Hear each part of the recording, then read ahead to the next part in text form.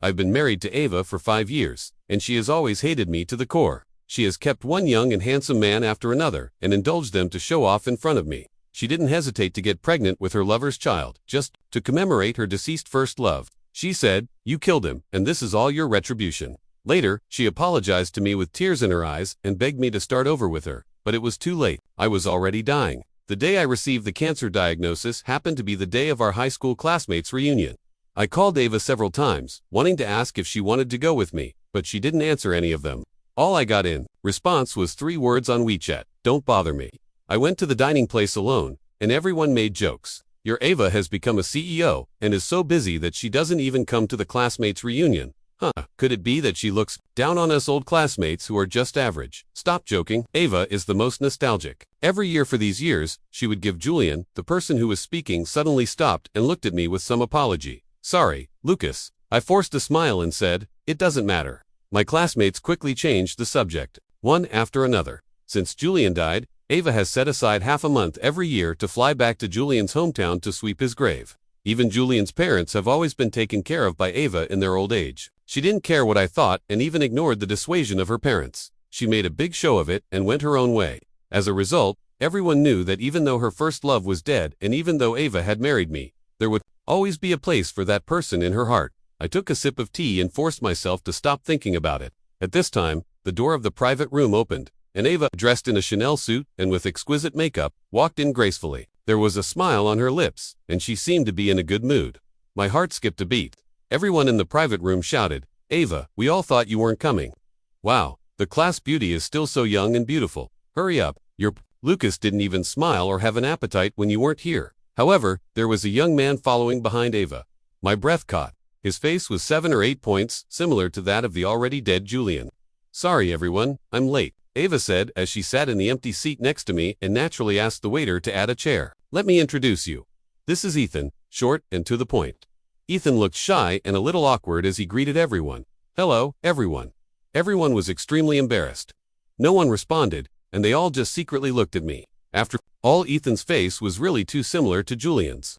Coupled with the fact that Ava had never forgotten Julian over the years, it was impossible for everyone not to think in that direction. Ava seemed not to notice. She helped the people next to her get chopsticks and tab. She wore a smile and said in an affectionate tone, "These are all my old classmates. You don't need to be nervous." From beginning to end, she didn't even look at me once, as if I were a stranger. I felt a lump in my throat. It was one thing for her to give me various forms of cold violence at home on weekdays, but today, she actually dared to bring a man from outside directly to the classmates' reunion. She was deliberately trying to embarrass me. My stomach suddenly started to ache sharply, and something surged up in my throat. I suddenly stood up and said, "Sorry everyone, I need to go to the restroom." "Lucas, why do you look so pale? Are you okay?" the class monitor asked with concern. I looked at Ava beside me. She was talking softly to Ethan and didn't even give me a glance. I waved my hand and walked out quickly. I vomited in the toilet. Until I felt dizzy, the pain in my stomach became more and more intense. Even as a grown man, I couldn't help but break out in a cold sweat, and I didn't even know when someone stood behind me. Ugh, who is this? So disgusting. I turned my head, and Ethan looked at me arrogantly, completely different from the timid look he had in the private room just now. I ignored him, rinsed my mouth, and was about to go out when he blocked my way, waved the Rolex on his wrist at me, and said, "This is a birthday gift from Ava. Do you have one, bro?" "No way, no way. You haven't even received a gift from your wife, have you? HMPH. So vulgar," I said expressionlessly. "I don't remember how many mistresses have come to show off in front of me, but you are definitely the most superficial one." Ethan's expression changed. Then he stuck out his neck and shouted at me, "Humph, you're just being stubborn. Ava said she likes me the most. She's even willing to bring me to your classmates' reunion. Doesn't that mean something?" I looked at his face and nodded in agreement. "Yes, you are indeed different. Don't worry, you'll be able to take my place soon. I wish you a happy marriage for 100 years. My magnanimity stunned Ethan. When I got back to the private room, Ava was peeling shrimps. Ethan followed closely behind me, and Ava put the peeled shrimps into his bowl. "Eat it while it's hot. It's almost getting cold." I don't know why I came back. Maybe it was just that ridiculous sense of unwillingness and pride in me. Maybe I wanted to see how much more humiliation Ava could heap on me before the divorce. Ava didn't shy away at all. The atmosphere in the private room became more and more awkward. Someone couldn't help but ask her, "Ava, who is he?" "Oh, Ethan is my secretary now." Ethan smiled, with his lips pursed. "A secretary.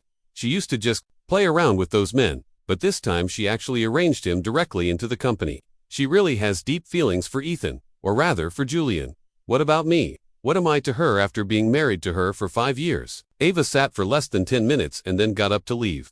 The old classmates who had been looking forward to her appearance, she looked at the man beside her and tacitly didn't try to persuade her to stay. The door closed, and someone suddenly said, "Do you know that it said that before Julian died, someone revealed his address to those creditors so they were able to find him?" My hand shook and most of the wine in the glass spilled out. At the same time, Ava, who had forgotten to take her bag, came back. When she heard this, her face immediately turned extremely gloomy. 5 years ago, Julian was being chased by creditors and was constantly on the run. His last call was to me. He asked me for money, but I refused. Then the next day, he was found and fell to his death under an abandoned building. When he died, his body was covered in bruises. Obviously, he had been tortured to death. When Ava found out about this, she broke down and cried, especially when she learned from the police that Julian had asked me for help before he died, but I had refused. She directly hated me. She believed that I indirectly caused Julian's death. So over the years, she has used cold violence and found one man after another outside to take revenge on me. The more I suffered, the more relieved she felt. When I was diagnosed with cancer, I even thought defiantly, when I'm dead, Ava will finally be satisfied, right? She'll probably say that it serves me right and that I deserve to die. Ava came home with me and smashed everything in the house that could be smashed to pieces. Lucas, was it you? You told those people Julian's whereabouts. He only called you. Even though I still remember him in my heart, I was just leaving a little memory of my past with him. I've already married you. What more do you want? Ava shouted hysterically at me, as if I were the one who had killed Julian with my own hands. I looked at the mess on the floor. Everything had been carefully bought by me for this home, but Ava didn't hesitate at all, no matter how expensive. It was she picked it up and smashed it. That's right. For her, this might never have been a home. I said calmly, even though he was a gambler, even though he deceived you again and again when you were with him. Shut up. Ava was shaking with anger. She hadn't been this agitated in front of me for a long time. She glared at me viciously, her eyes filled with malice. Do you think you've won just because he's dead? I'm telling you, it's impossible. The situation between you and me today is all the retribution you deserve. With that, she stormed out. The next day, when Ava's parents came, they saw a scene of chaos, as if a hurricane had passed through. Her father was so angry that he was shaking. All over was it Ava. I didn't say anything. Seeing my acquiescence, her father said to her mother, "Call that damned girl right now, and tell her to come back immediately." I wanted to persuade him that it wasn't necessary. Since Ava became a CEO, she has even more reason not to come home, and not to answer my calls. I have tolerated, understood, questioned, and quarreled. In the end, all that's left is numbness and indifference. As I was about to speak, my throat suddenly itched terribly, and I couldn't help but cough violently. Ava's parents patted me on the back and poured me a glass of hot water. I coughed so hard that I curled up on the sofa and couldn't straighten my back. Ava's mother's eyes turned red. "Lucas, it's all Ava's fault, and we as parents are also to blame." "Mom, cough, don't say that, cough." Her father also said, "Lucas, you've been wronged these past few years. Your mother and I didn't expect that Ava would become like this after getting married. If we had known, we shouldn't have." "Dad," I interrupted him. Cough. "I volunteered to marry Ava back then, and I still don't regret it now. We agreed that we would always keep that matter from Ava. Otherwise, all our efforts back then and my tolerance all these years would be in vain." After a long while, her father let out a long sigh as if he had made a certain decision. "Lucas, divorce Ava." I was taken aback. "My daughter is blind and heartless. You don't have to bear any burden. You've already done your best for her. Whatever her future may be, it's all her own choice." Her mother's tears flowed even more profusely, but she also nodded in agreement. "Lucas, how many more years of your life can you waste? Divorce Ava, find someone more suitable for you, live a good life, and start anew. After all, our family is sorry for you." I gave a bitter smile. The diagnosis certificate was still hidden in my pocket. My fingertips pressed against the tip of the paper, and it hurt slightly. Where did I have the chance to start anew?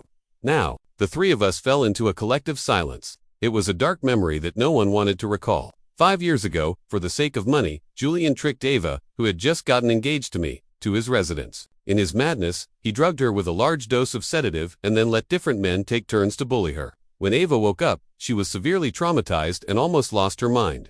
She attempted suicide several times. A rising star who had been excellent in both character and learning since childhood, won numerous awards, and had great talent in artistic creation, had just graduated with a master's degree and was on the verge of falling because of her parents almost cried themselves to death. In the end, we had to find the best psychologists and hypnotists in the country. After making great efforts, we successfully made Ava forget that terrifying memory of being bullied. However, correspondingly, she also forgot the fact that Julian tricked her out and drugged her. In her heart, Julian was still the first love that she would cherish deep down, even though she was married.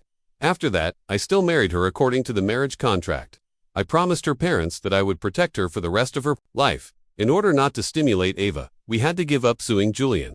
I went to great lengths to set up a situation and made Julian owe a huge amount of money at the gambling table. When he was at the end of his rope, I deliberately let those people find him in the end, as I wished he died a miserable death. However, even if he died 10,000 times, it wouldn't be enough to atone for his sins. Ava's mother made a phone call. It was Ethan who answered the phone. Auntie Ava is in a meeting, and it's not convenient for her to answer the phone.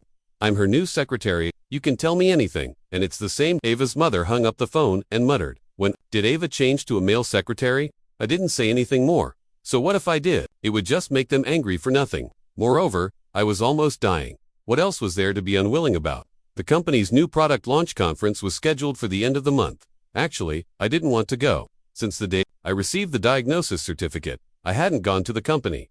Just as well, I didn't have to see Ethan's annoying face every day. My colleagues in the company persuaded me, Lucas, this time the company has also invited many of the clients you used to maintain. It wouldn't be good if you don't attend. Yes, as a founding member, I had won over many major clients through countless social interactions. I was silent for a moment and then said, okay, just consider it as the last thing I do for Ava and the business we had worked hard on together. As expected, Ava still brought Ethan with her. He raised his eyebrows at me arrogantly, like a dog, relying on its master's power. Lucas, we meet again. Before I could say anything, Ava called Ethan away. Come on, I'll introduce you to some people. I forced myself to greet my old friends with a few words, and then went to the corner to drink, alone. Yes, my dad is being unreasonable and insisted on bringing me here. A girl in her early 20s sat beside me and complained on the phone. I didn't pay much attention to her and continued drinking my wine. Uncle, you can't mix these two kinds of wine, don't you know that? The girl hung up the phone and suddenly asked me loudly. Oh, I knew that. Then I poured myself another glass.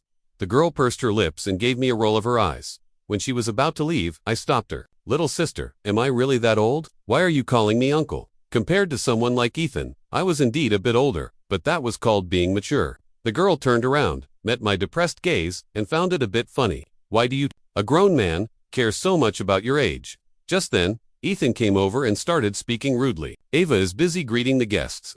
What are you doing, hiding here alone? Look at you now, TSK, TSK, TSK, you look like a homeless dog. Sigh, I was a bit tipsy, and Ethan's features began to distort and enlarge in my eyes, making me want to tear his face apart. Get lost, don't get in my way. Lucas, I know you're not happy that Ava promoted me to be her secretary, but Ava just likes me, there's nothing I can do about it. Seeing that I ignored him, he continued to be annoying. Lucas also knows that he's an eyesore. If I were you, I wouldn't have come at all, so as not to make a scene. I made a fool of myself. Damn it, where did this fly come from? I clenched my fists, but before I could take action, someone next to me couldn't stand it anymore. Hey, how did you a gigolo sneak into this place? I almost burst out laughing. Not to mention, this pretty boy Ethan really had the air of a How dare you talk like that? I'm the secretary of Ava from Chichen Group. I'm not a gigolo, you're the gigolo, and your whole family are gigolos. The girl stood with her hands on her hips and didn't show any fear at all. Come on, who would believe your nonsense? I heard that Ava is a very capable person and has first-class taste. Would she choose someone like you as her secretary? Unless she's blind. I raised my eyebrows and couldn't help but look at this girl. Her big mischievous eyes were cunning and naughty. She really hit the nail on the head. Ava, wasn't she really blind? Ethan was almost driven crazy with anger. He pointed at the girl, and his lips trembled. I think you're the one who snuck in here to mooch off the food and drinks. Security guards. Security guards. Throw this person out for me. As he said that, he was about to come and pull the girl. I put down my wine glass, stood up, and blocked him. Take your dirty hands away. Ethan was almost half a head shorter than me, and he was thin. In front of me, he was like a malnourished chick. If it weren't for that face, I would have suspected that Ava's brain was squeezed by a door to have taken a fancy to such a person. 2 security guards immediately appeared. The commotion was quite big, and everyone's attention in the venue was drawn to our side. Ava pushed through the crowd, glanced at me indifferently, and then said softly to Ethan, "What happened?" Ethan bit his lower lip and was about to file a complaint. "Dad, this man just called you a gigolo." There was an uproar among the crowd. At the front of the crowd, the chairman of the Olivia group looked bewildered. The girl jumped over and affectionately hooked her arm around her dad. "It's this pretty boy. He called you a jig. He also wanted to throw me out and said that I was here to mooch off the food and drinks." The girl pointed at me. "He heard it too. He's a witness." Ethan never expected that the person he had just offended was actually the daughter of the chairman of the Olivia group.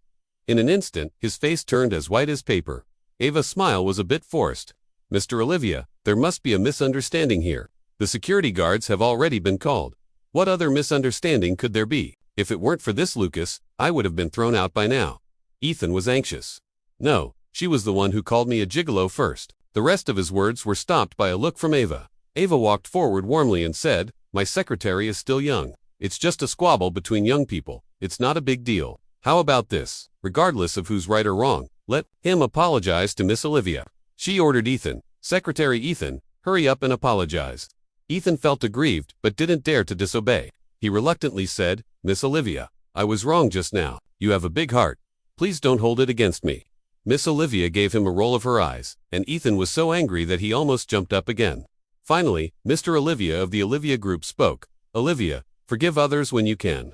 The smile on Ava's face began to fade. After all, Mr. Olivia is an experienced person. When he said that to his daughter, on the surface, he seemed to be scolding her, but in reality, he was backing her up. "It was your Ava's person who bullied my daughter, and it's only right that he should apologize. Don't act like you're being wronged here." However, no matter what, Ava couldn't possibly go against the Olivia group. "I've made you laugh, Mr. Olivia. It's okay now. It's all right." After the crowd dispersed, Ava, with a dark face, told Ethan to leave first. Ethan almost cried. Ava originally wanted to bring Ethan along to pave the way for him, but things backfired and she ended up losing a great deal of face. Olivia hadn't left yet. She came over and started chatting with me. "I can tell that you like Ava, and Ava likes pretty boys, so you can only drink your sorrows away. The pretty boy is so conceited that he comes to mock and taunt you. But Ava has been married for a long time, hasn't she? Is it really worth it? For you people, Ava's husband is really pitiful. I think you should give up.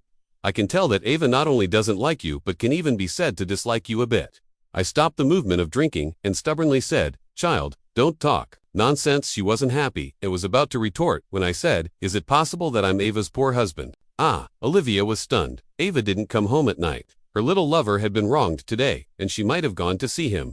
I stayed in the empty house and was enveloped by an unprecedented sense of loneliness. I don't know if it's because I have a terminal illness, but recently I've become more and more sentimental. Lying there groggy, my stomach started to ache again. Ava called me, and her tone was unfriendly. "If you have any dissatisfaction, come at me. Ethan is young. Why are you targeting him?" I didn't say anything, and she raised her voice in dissatisfaction. "Lucas, if you're not dead, speak. Promise. Mean that you won't cause trouble for Ethan in the future, or Ava, let's get a divorce." There was sudden silence on the other end. I held the phone and let out a slight sigh of relief. It turned out that it wasn't difficult at all to say these words. I heard Ethan's timid voice on the other end of the phone. "Ava." It seemed that she came to her senses. Ava suddenly laughed. "Sure, you said it. Lucas, don't play any tricks of playing hard to get with me. You don't deserve it. Tomorrow, I'll ask the lawyer to draw up the divorce agreement regarding the property during the marriage. Don't worry, I won't fight you for it. I'll only take what belongs to me." Lucas. Ava seemed to grit her teeth. "I might as well tell you that I've already asked someone to investigate the truth about Julian's death back then. Once I find the direct evidence that you killed him, even if we're divorced, I still won't let you go." There came a series of busy tones on the phone. I suddenly sat up. This is serious. With Ava's current ability and financial resources, she might really find out everything that I had tried so hard to make her forget. After thinking for a long time, I still called her parents and told them about this matter. Her mother immediately became too anxious to sit still. "Lucas, what should we do? The doctor said back then that she couldn't be stimulated. Otherwise, if she remembers, all our efforts will be in vain." I thought for a while. Julian has been dead for several years, and I've tried my best to erase all the traces of that incident. Actually, Ava may not be able to find out. Lucas, although that's what you say, but what if ... Mom and Dad? I will try my best to persuade her. After all, the reason why Ava is doing all this is to take revenge on me, isn't it? She's convinced that I killed Julian, and what she wants is for me to pay with my life for her first love. Right? Anyway, I'm going to die soon, and she'll soon get what she wants. I went to the company early the next morning. Everyone in the company treated me with respect, except for one person, Ethan. He was dressed in a suit, looking decent, holding a cup of coffee. He really had the air of an urban elite. He didn't hide the hostility in his eyes. "What are you doing here?" I said in a deep voice. "Even if you're Ava's secretary, don't forget that I'm Lucas of this company." Although no one dared to say anything directly, I could feel that there were countless curious eyes and pricked up ears behind me. Ethan's face changed, and after all, he didn't dare to be too presumptuous in front of the other people in the company. I stopped looking at him and walked straight into the president's office. Ethan hurried after me. "Hey, even if you're Ava's husband in name, you can't just barge in without knocking." Ava was taking some medicine when she saw me come in. She quickly hid the things under the desk, as if she had been caught doing something bad. I only caught a glimpse of the word folic acid. What was Ava taking this for? I suppressed the suspicion in my heart and said calmly, "Tell me, what do I have to do for you to feel better?" Ava was first taken aback, and then she sneered. "Lucas, what kind of tone and attitude is this? Do you think you're qualified to question me?" I took a deep breath. "I know that you hate me deeply, so I think it's better for us to be straightforward and talk it out, so as to avoid you bringing all kinds of people around you just to stimulate and torture me. Don't you feel disgusted yourself?" Just as I said this, Ethan came in. A trace of anger flashed across his face, but he still held it back and looked at Ava pitifully. Ava beckoned for Ethan to come over. Ethan took 2 quick steps, took Ava's hand, and looked at me triumphantly, like a win. Lucas, you don't know yet, do you? Last week, Ava just gave me a house in Wada and a Porsche Panamera." I frowned. Before we got married, I joked with Ava that when she became successful in her business and became president, I'd be waiting for her to buy me a car, and it would be a Porsche Panamera. I'd drive it out and say it was bought for me by my wife, and how impressive that would be. The 2 people opposite thought I was feeling sorry for the money. Ava said, "Don't talk to me about that community property during marriage. It's my money, and I can spend it on whoever I want." Money. I suddenly found it ridiculous. When had I, Lucas, ever cared about such worldly possessions? So Ava deliberately spends money on other men and thinks that I'll be angry and go crazy. She doesn't know that a person who has already given up all hope can't possibly care about such things. The only thing that makes me unwilling is that she still can't forget Julian, making my forbearance and sacrifice seem like a huge joke. It doesn't matter. I'm not here to cause trouble for this pretty boy who's a substitute. I just want to know if you'll be satisfied only when I'm dead. Ava almost immediately and very definitely replied to me, "Yes." Even though I was mentally prepared, my heart still inevitably took a hard hit. The frequency of my stomach ache was getting higher and higher. I endured the discomfort. "Okay, I admit that Julian's death is indeed related to me." Ava's pupils shrank, and she suddenly stood up. Her voice was a little shaky. "What did you say?" "Say it again?" I looked her straight in the eye. "Ava, you don't have to bother anymore. Julian's death is inextricably linked to me. Julian called me, and I lied to him that I would go to him with the money. He stupidly gave me his address, and I in turn gave this address to those loan sharks. I'm afraid that even when Julian died, he still thought that I would go to save him with the money." Ava's body was shaking, her chest was heaving violently, and a huge hatred welled up in her eyes. "It was you. It was you indeed. You scumbag. You're such a scumbag." Her voice was shrill and angry, and Ethan beside her couldn't help taking 2 steps back in fright. "Lucas, it's you who should die. Why don't you go and die?" She picked up the things on the table and threw them at me randomly. Ethan quickly tried to persuade her. "Ava, don't be so angry. Be careful of the baby in your belly." "Baby?" I was shocked all over and looked at Ava's belly in disbelief. Seeing me lose my composure, Ava seemed to feel extremely pleased. She raised her chin and said word by word, "Yes, I'm pregnant, and of course, the baby isn't yours. Aren't you jealous of Julian? Don't you hate him? I insist on giving birth to a baby who looks like him. I'll make the baby take Julian's surname. What can you do about it? Lucas, I really feel sorry for you." My chest was heaving, and my head was dizzy. Suddenly, it went dark in front of my eyes, and I couldn't help but collapse to the ground. "Ava, how dare you?" Over the years, she misunderstood me and took out her anger on me, and I endured it. But I never thought that she could be so heartless and unfeeling. Just before I completely passed out, I heard Ethan answer a phone call. Ava, the private detective, must have made some progress. Listen quickly. He even put it on speakerphone on purpose. "Mr. Ethan, we found something new. The reason why Julian was set up is that he once, for the sake of money, didn't hesitate to drug his ex-girlfriend and then find someone to commit date rape. After that, the victim's fiancé had a long and messy dream. In the dream, I was in the hospital. Anava was going to commit suicide again. I held her tightly, and she bit my arm hard. Then the dream changed to a campus scene. Ava, with a long ponytail and an innocent-looking face, handed me a love letter and repeatedly reminded me to ensure that I delivered it to Julian. Then it was the wedding scene.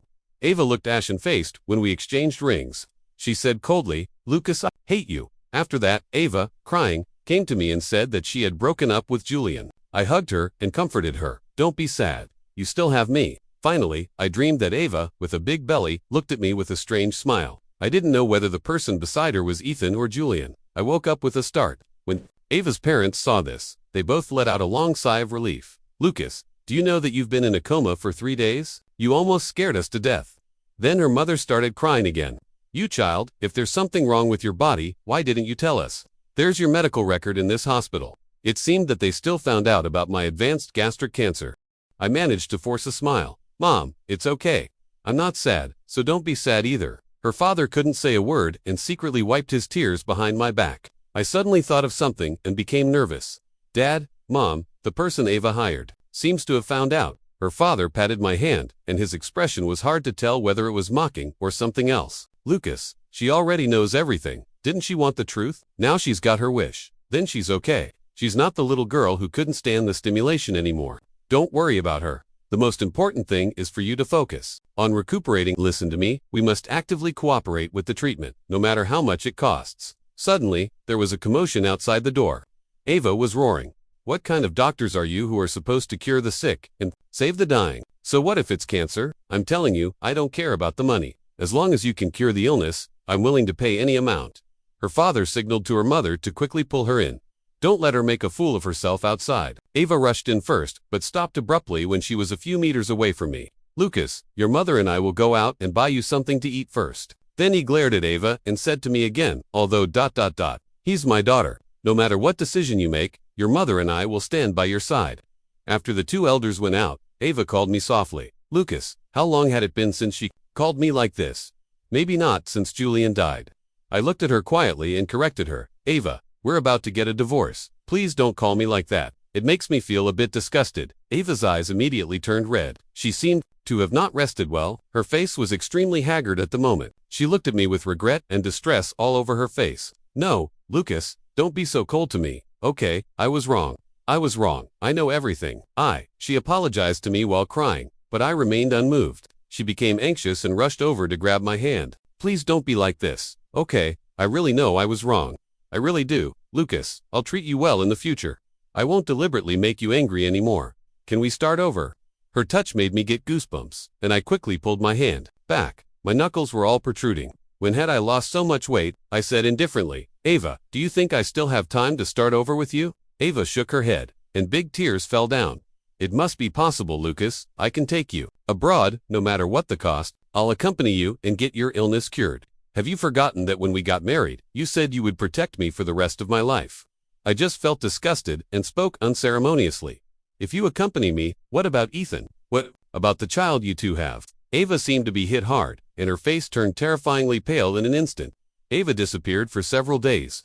Naturally, I didn't care where she went. No matter how much Ava's parents tried to persuade me, I insisted on checking out of the hospital. I didn't want to spend the last moments of my life suffering through chemotherapy. On the day I was discharged from the hospital, I ran into Olivia. She heard our conversation, and a layer of loneliness covered her big eyes. Uncle, you ... I smiled at her like an elder leaving a last word.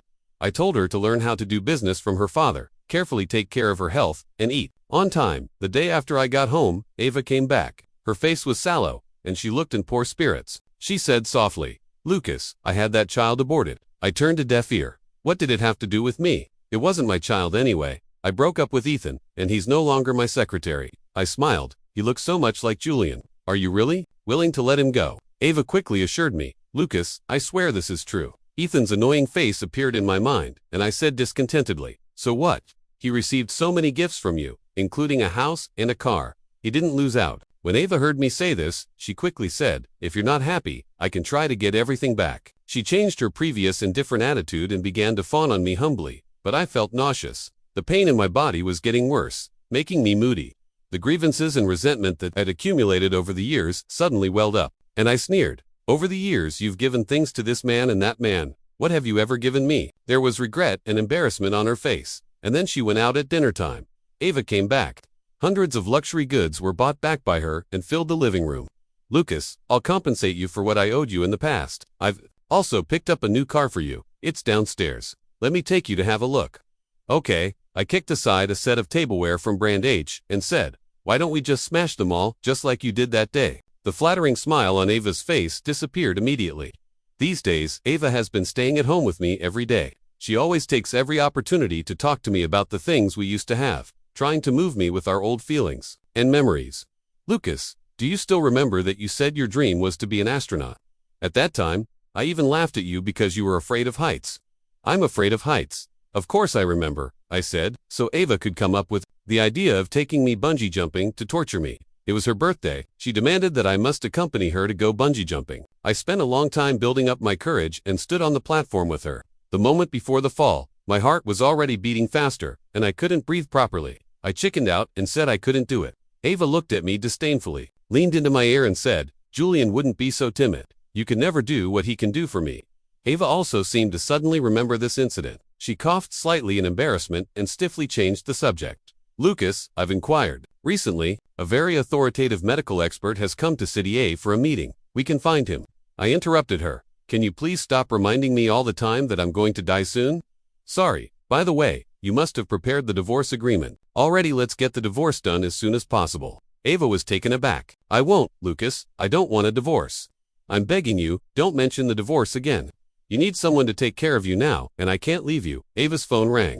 She took a look and hung up irritably. "Ava, it's not very nice to be so heartless to your little lover. Once we get divorced, he can take my place." Ava blocked Ethan's number in front of me and looked at me with a hurt and pleading expression. "Lucas, what do I have to do for you to forgive me?"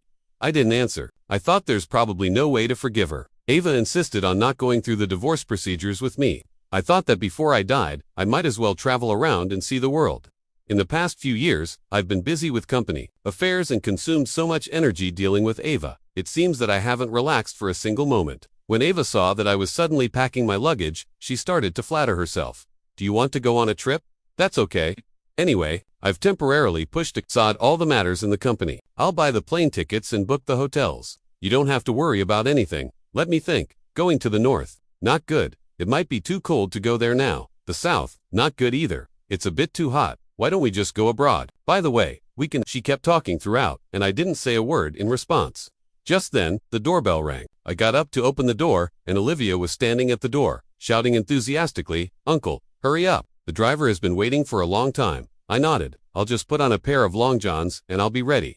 Yes, I had made an appointment with Olivia when she heard that I wanted to go back to my hometown and stay there for a few days. She also heard me say that there were many fun things to do in my hometown. She excitedly clamored to go and have a good time with me. The girl's enthusiasm was overwhelming, and I reluctantly agreed. When Ava saw Olivia, her face changed dramatically, and she shouted without caring about her image, "No way. Who are you to him that you're going with him? A young girl should have some self-respect." I was displeased and was about to speak when unexpectedly, Olivia didn't show any weakness. "Ava, I consider Lucas as my big brother. My dad knows that I'm going out to play, and our family's driver is going with us. There's nothing improper between us. Please keep your thoughts and words clean."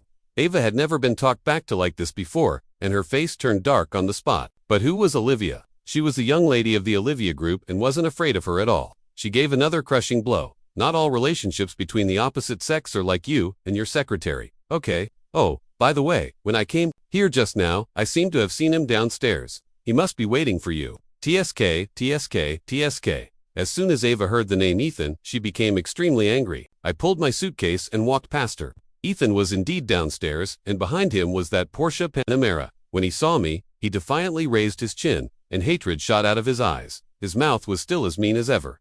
"Lucas is going out. Why don't you even drive your own car?"